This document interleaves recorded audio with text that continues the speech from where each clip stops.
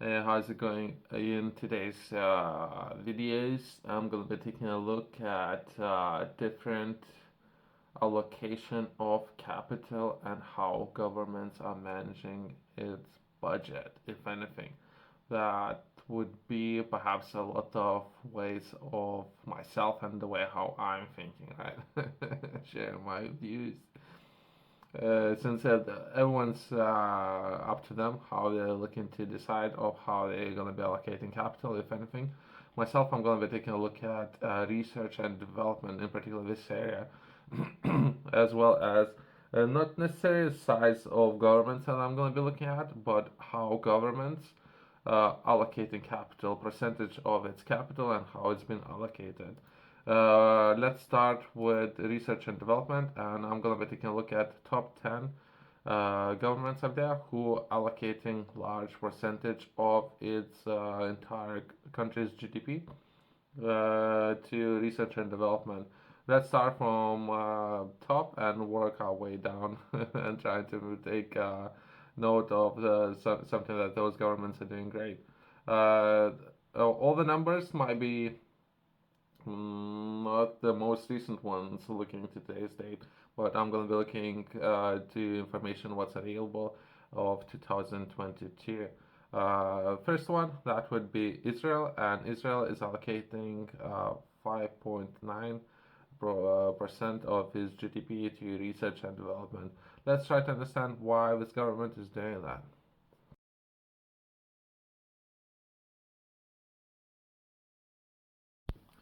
Israelis universities have a strong reputation for technological advancements, and all ministers employ chief scientists. Within government, this work includes the Ministry of Immigration, absorb- absorption centers for absorption in science would help. I think it has something to do with translation. And they say absorption, perhaps it means completely different, but this is something what can happen when things have been translated to English. It kind of works, but it's not necessarily a smooth transition when it comes to translating things to English. But either way, which helps immigrant scientists find work in institutions of higher education, research institutes, and colleges, or in a business sector. So all of this thing was happening since Israeli as a nation was founded, right? Since its formation, right, in 1948, the influx of immigrants, particularly from the former Soviet Union in the early 1990s. I don't know that I have seen some documentaries that it's about 2 million of its population has immigrated from all kind of places, including currently Russia, and they have dual citizens. They're not allowed to fly some of the American fighter jets for whatever reason. So I thought it's fun, interesting fact about the 2 million of people, right? I'm not entirely sure what it's currently, how many people are living in Israel. It's about seven or perhaps just over seven, but I'm not entirely sure about the numbers has increased in the percentage of qualified personnel in the country. The lack of natural resources has resulted in research policies being geared towards alternatives for raw materials and exploration scientific knowledge. The threat of attack from Iran and Palestine cities as a reasons for its military research. While Iran poses a real threat, the conflict with Palestine is unbalanced due to Israel's far superior military capabilities and continuing U.S. aid. So, what I'm looking to do is perhaps take a look at how government is allocating 100% of entire GDP, right? So all the gross domestic product and how we are allocating a large percentage of that, and people being busy doing a lot of research, and by doing that, we can potentially offer a lot of value to major other countries. By doing that, we can work together, and it's all about friendship and working together. Perhaps defense is important as well. Most of the countries set target for 2%, right? Some of those countries, and for whatever reason, should perhaps increase the defense budget to up to 2%, but it's up to them as well as, if anything, the should increase, if you would ask me, about 2% when it comes to research and development spending in some of those areas. But again, it depends on circumstances of particular governments. Some of those key areas. So I managed to find an article. Within this article, there is a lot of information. Someone did a study, I think, on some of the expenditure, but all this information, all the figures, all the numbers, do not get stuck, if anything, within the details, right? The details are important, but what I'm saying is it might be outdated, since there's a very interesting article that I managed to find, right? And perhaps I can take some of the information from that, but percentage perhaps would be off slightly. Just as an example, if it's I need to find dates, but either way, some of the figures, all the details, unless it's historical data, might be off slightly, right?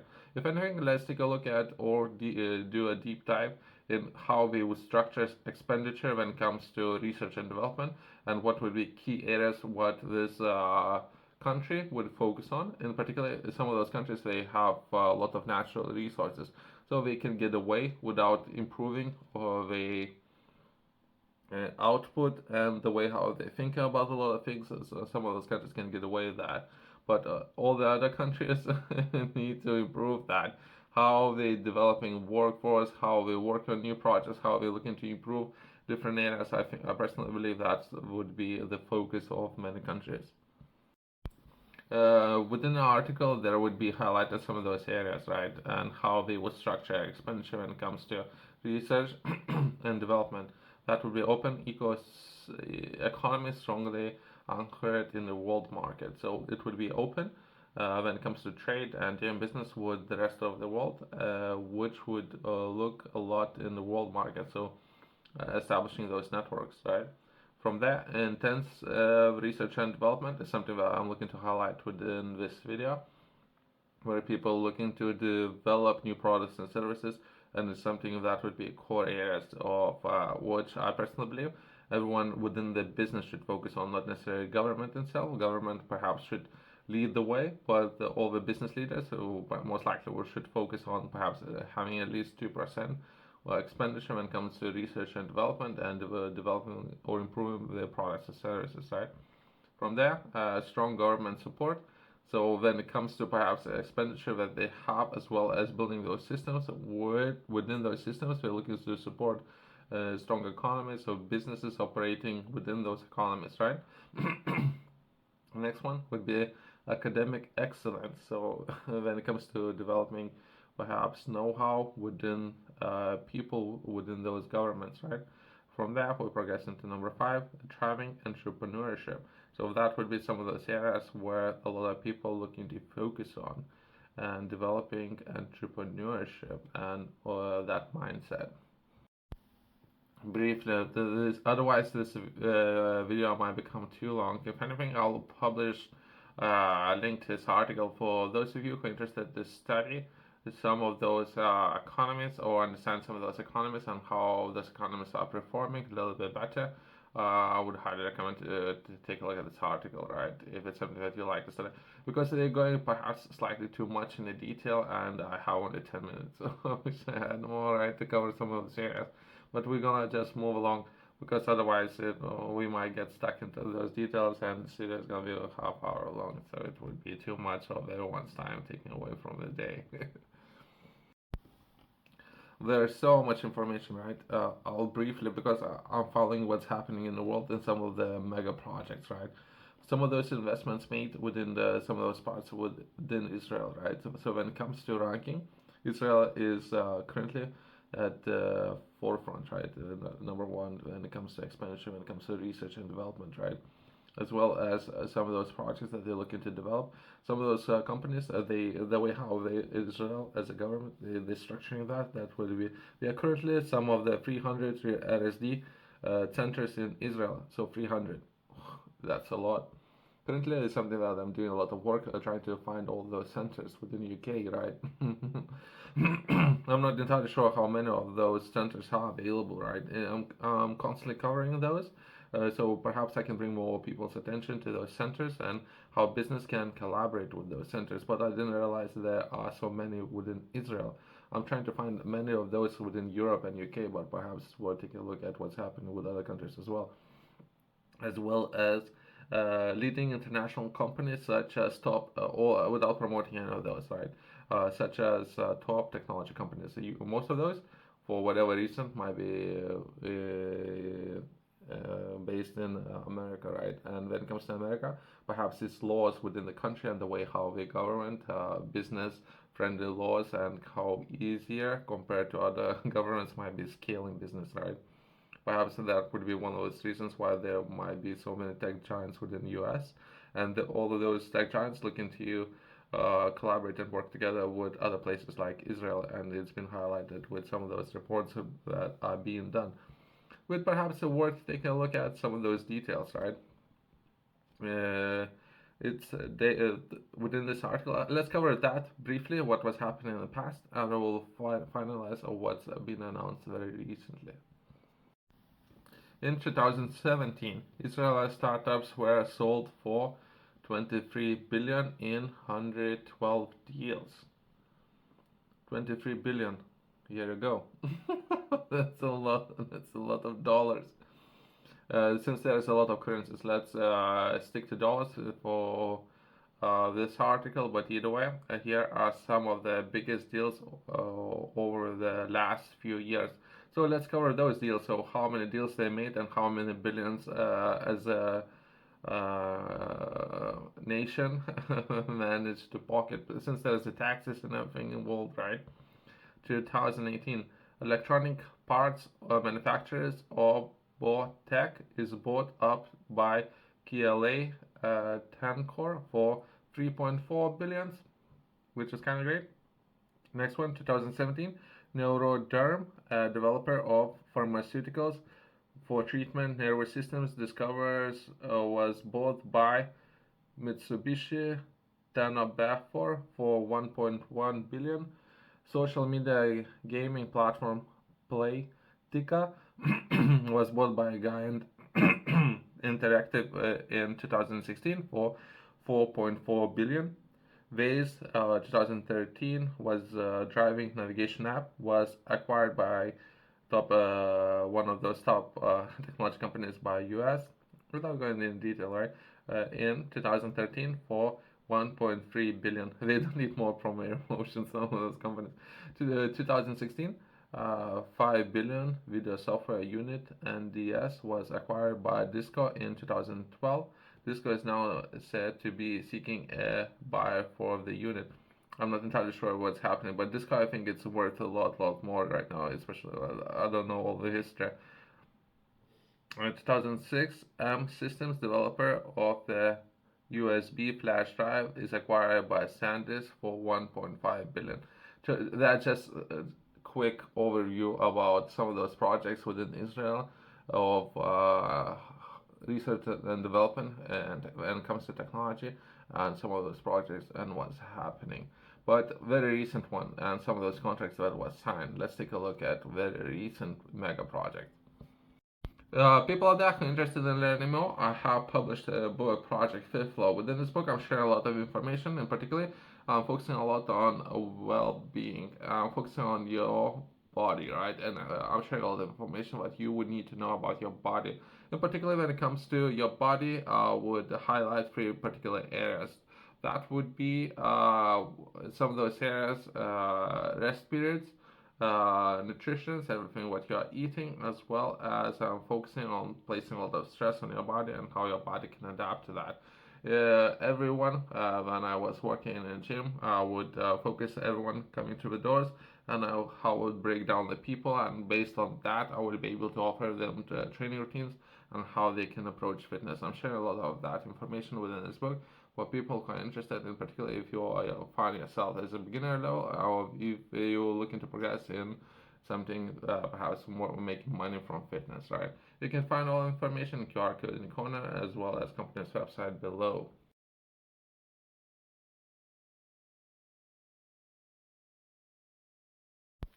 Let's jump on to a completely different article. That would be Intel is to invest another 25 billion into Israel.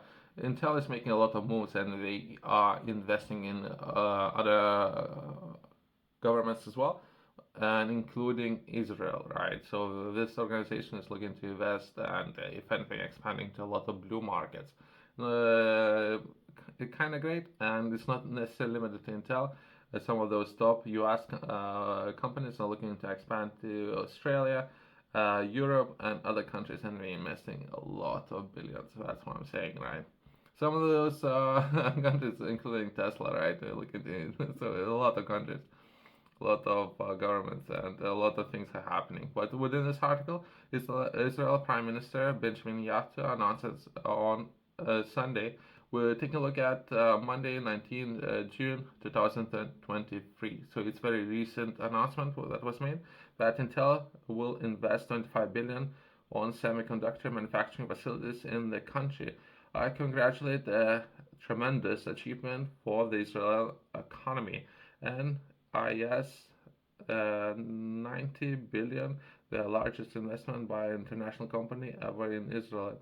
But it's in shekels, so it's in the local currency. But that's equals to 25 billion of dollars, right? To be located in the town of Kiryat. The factory is slated to open in 2027 and operate throughout the last. So we did the math, right? So we would cover the investment, to say the least, by 2035. According to Israel's finance minister, Intel will pay an enhanced tax rate of 7.5%, up from 5%.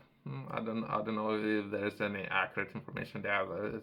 Sometimes the way how they would structure some of those contracts, perhaps they would in the first year, second year, third year, perhaps they would not necessarily would pay that, but down the line would begin paying that, and eventually would pay up to 7.5, but perhaps not in the first 5 years. It depends, right?